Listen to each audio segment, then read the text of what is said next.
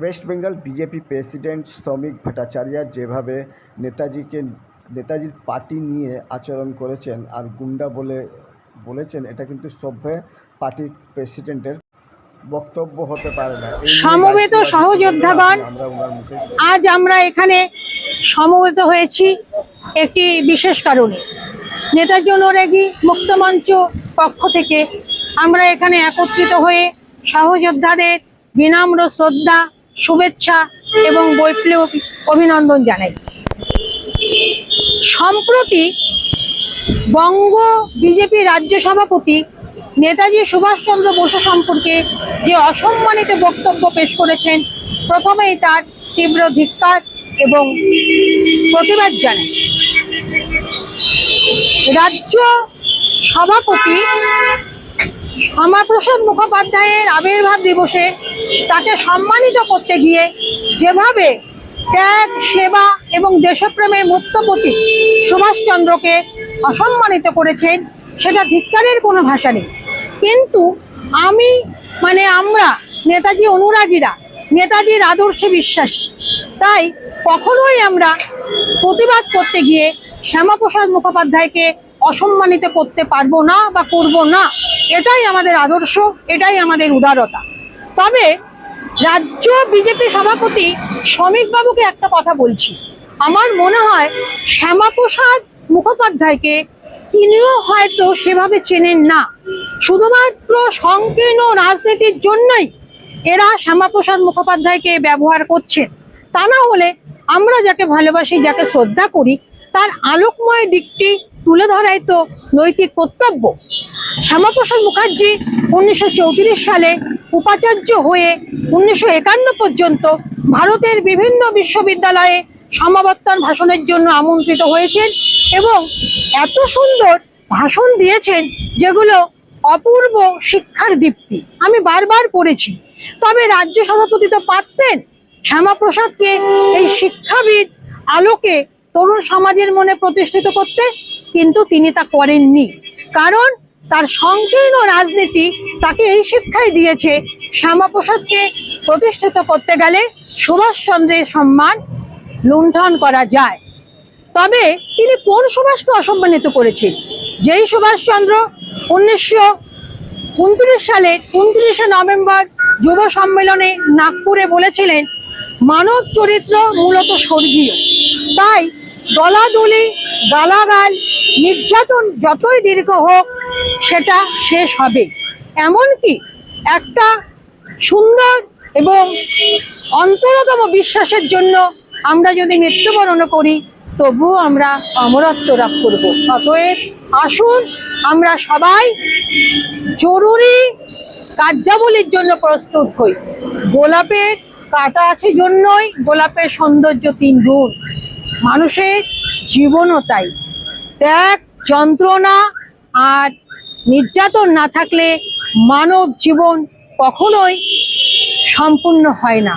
তবে যেই মানুষটা এত উন্নত জীবন দর্শন নিজের অন্তরে ধারণ করেন, তিনি কি কখনো তার অনুগামীদের গুন্ডার প্রশিক্ষণ দিতে পারেন? আপনারাই বিচার করুন। এটা বিচার করার জন্য নেতাজি অনুরাগী হতে হবে না। আমার কাছে সুভাষচন্দ্র বসু জীবন দেবতা। আমি এমন একটা পরিবারে জন্মেছি যেখানে সুভাষচন্দ্রকে, অর্থাৎ আমাদের ঠাকুর ঘরে স্বামীজি নেতাজি রামকৃষ্ণকে দেবতার সাথে পুজো করা হতো। ভীষণভাবে ছেলেবেলার থেকে মনে হতো এরাই দেবতা। তারপরে একটু বড় হয়েছি, বোধবুদ্ধি হয়েছে, বাবার মুখে সুভাষবাদ, স্বামীজি নেতাজি শুনে বড় হয়েছি। তারপর আরো বড় হয়েছি, নেতাজির চর্চা, নেতাজির সাধনায় মগ্ন হয়েছি। না, আমি নেতাজি গবেষক নই, আমি নেতাজির একজন সাধক মাত্র। আমার নেতাজি সাধনা যতটা রাজনৈতিক নেতাজি, তার চাইতে অনেক বেশি আধ্যাত্মিক এবং মানবিক নেতাজি। ভীষণভাবে আশান্বিত হয়েছিলাম রাজ্যের পালাবদলের পর মাননীয় মুখ্যমন্ত্রী শুভেন্দু অধিকারী যখন কলকাতা কর্পোরেশনে গিয়ে নেতাজির ব্যবহার করা চেয়ারের সামনে সাষ্টাঙ্গে প্রণাম করেছিলেন। ভীষণভাবে আশান্বিত হয়েছিলাম। আমি, বিশ্বাস করুন, ভেবেছিলাম ক্ষুদ্র তুচ্ছ মানুষ, তবুও যদি কখনো ওনার সাথে দেখা হয়, আমার লেখা নেতাজি বিষয়ে কিছু বই উপহার দেব এবং তাকে অন্তর থেকে শ্রদ্ধা নিবেদন করব, কারণ যিনি নেতাজি ভক্ত আমি তার দাসানুদাস। আরও আশান্বিত হয়েছিলাম যখন ভারতের শ্রদ্ধেয় প্রধানমন্ত্রী নরেন্দ্র মোদী দিল্লির একটি গুরুত্বপূর্ণ জায়গায় নেতাজির মূর্তি স্থাপন করেছিল। আমি মনে করেছিলাম এবার বোধহয় আমাদের ভারত মাতার শ্রেষ্ঠ সন্তানের রাষ্ট্রদ্রোহিতার রাহুর গ্রাস থেকে তিনি মুক্ত হলেন। কিন্তু বিজেপি রাজ্য সভাপতির একটা বক্তব্যে সব আলো কালো হয়ে গেছে। আরো বেশি আশাহত হলাম এই পশ্চিমবাংলার চতুর্থ স্তম্ভ গণতন্ত্র যে সংবাদ মাধ্যম তার অবিবেচক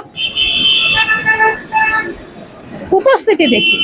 তারা অনেক অনেক কিছু নিয়ে তারা অনেক রকম ঘন্টাখানেক শো করেন, অনেক ভিত্তিহীন বিষয় নিয়ে ঘন্টার পর ঘন্টা সারা দিন তারা নানান রকম অনুষ্ঠান করেন। কিন্তু মহামানব নেতাজিকে এই যে এতখানি অসম্মান করা হলো তার বিরুদ্ধে কিন্তু কোনো রকম কোনো চ্যানেল কোনো প্রতিবাদ টকশো করেননি। তাই ঠিক শতধিক এই হলুদ সাংবাদিকতাকে। কিন্তু আশাহত হলেও আশাবাদী হয়েছে, ধিক্কার জানিয়েছে না রাজ্য বিজেপির কোন নেতৃবর্গ নেতাজির এই অসম্মানের বিরুদ্ধে রাজ্য সভাপতিকে ধিক্কার জানাননি। ধিক্কার জানিয়েছেন অখিল ভারত হিন্দু মহাসভার সর্বভারতীয় সভাপতি মাননীয় রাজ্যশ্রী চৌধুরী। তিনি সুভাষচন্দ্রকে অসম্মানের কারণে রাজ্য বিজেপি সভাপতিকে অর্ধ শিক্ষিত বলে ধিক্কার জানিয়েছে। শুধু তাই নয়, তিনি বলেছেন সুভাষচন্দ্রের এই অপমানে যদি পুনরাবৃত্তি ঘটে তবে তিনি এর সমুচিত দ্বারা এর শাস্তির ব্যবস্থা করবেন। তবে এবার আমি বলি হিন্দু মহাসভা সম্পর্কে সুভাষচন্দ্র কি বলেছে, কারণ আজকের বিজেপি এবং শ্যামাপ্রসাদ সবারই শেকড় কিন্তু এই হিন্দু মহাসভা। 1926 সাল তখন হিন্দু মহাসভার সভাপতি ডক্টর বি.এস. মুঞ্জে তিনি হিন্দুত্বের ওপর একটি বিবৃতি দিয়েছিলেন। তার প্রতিবাদে নেতাজি বলেছিলেন যে আমি নিজে একজন হিন্দু এবং হিন্দু মহাসভা যেসব কাজকর্ম করছে তার সবকিছুকে আমি সমর্থন করি না, কিন্তু তাদের সমাজ উন্নয়ন এবং তাদের ধর্ম সংস্কারের কাজে আমি আন্তরিক প্রশংসা করি। তিনি আরও বলেছেন যে আমি সাহসের সাথে বলছি যে ঐক্য কংগ্রেস কর্তৃত্ব যেই প্রস্তাব নিয়েছে তার বিরুদ্ধে মুঞ্জে যে বিবৃতি দিয়েছে তার সাথে বঙ্গ হিন্দুদের সহমত থাকতে পারে না। যদি সাহস থাকে তবে তিনি মুঞ্জেকে বলেছেন সারা ভারতবর্ষ ঘুরবেন তারা দুজনে, তারপরে একটি মঞ্চে একটা জনসভায় তাদের মতামত ব্যক্ত করবেন। তখন ভারতবর্ষ বিচার করবে অধিকতর বিশ্বস্তভাবে হিন্দুত্বের প্রতিনিধি কে করছে। এই হচ্ছে আমাদের সুভাষচন্দ্র। তিনি একাধারে যেমন ছিলেন হিন্দু প্রেমী, অন্যদিকে তিনি ছিলেন সর্বধর্ম সমন্বয়ের পূজারী, কারণ তার প্রমাণ আমরা পেয়েছি আজাদ হিন্দ ফৌজের গঠন প্রণালীতে। অতএব আমরা বারবার বলছি সুভাষচন্দ্র বসুকে জানতে হলে বুঝতে হলে তাকে আত্মস্থ করতে হবে, কারণ সুভাষচন্দ্র তিনি দেশ মানব, তিনি আজন্ম সন্ন্যাসী।